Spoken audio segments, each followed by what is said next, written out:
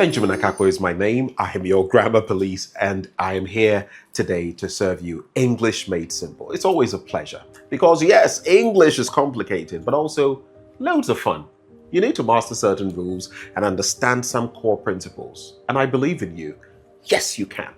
Come along with me and let me show you how. As always, I'm going to walk you through a little grammar, an idiom, a word for the day, and saying it right.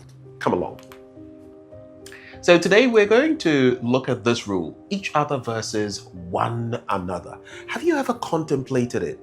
Each other, one another. There's a lot of the time where we actually use each other without remembering that we actually ought to use one another in some instances. It's like the who and whom situation. So how does it work? Traditionally, more applicable when talking about only two people or things, that is, each other. Traditionally used in reference to more than two people or things, that is, one another. Are you getting it? If you're thinking of two people, each other. If you're thinking of more than two people, one another, according to traditional grammar. Here's why it matters. While many people use the two forms interchangeably, strict traditional rules suggest a difference in usage. So, Jesus said in Matthew 13, verse 34, "Love one another. As I have loved you, so must you love one another." And Jesus was addressing more than two disciples. Okay? So that's the rule there. They started off on a rocky note, but came to adore each other as roommates. This suggests there are only two people sharing the room. So, each other and one another are referred to as reciprocal pronouns and are used as such. In other words, these types of pronouns are used to indicate that two or more people have carried out some type of action where all parties involved received the consequences or benefits of that action. Now, each other and one another are therefore used when two or more people perform an action and receive the consequence or benefits together.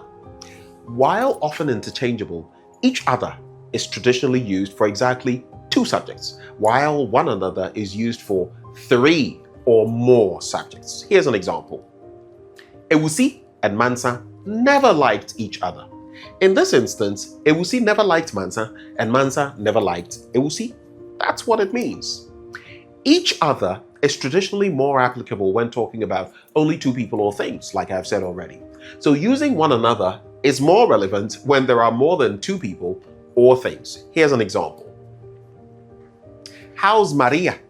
Do you see her often? She's great. We phone each other regularly. Two people phoning each other. Here's another example. They are very fond of each other. They are very fond of each other. Or we have to try to help one another. In that instance, we're talking about many people. Here are some more examples. Each other, two subjects. Now, if you consider a direct object, the twins always finish each other's sentences, two people, each other's. Then you can look at it as a prepositional object. During the debate, the two candidates frequently interrupted each other.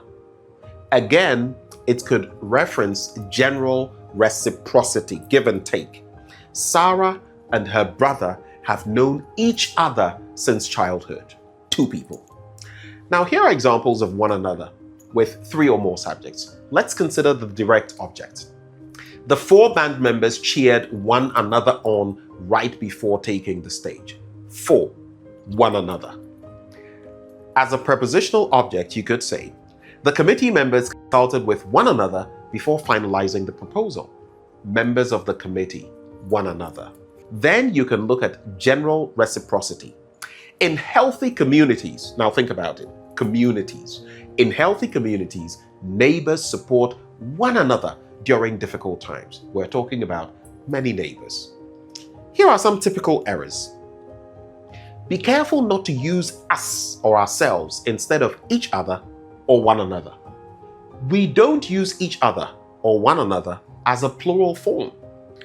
To say they love themselves, which I often hear, would be wrong if you mean one loves the other and vice versa. And by the way, yes, it is vice versa, not vice versa.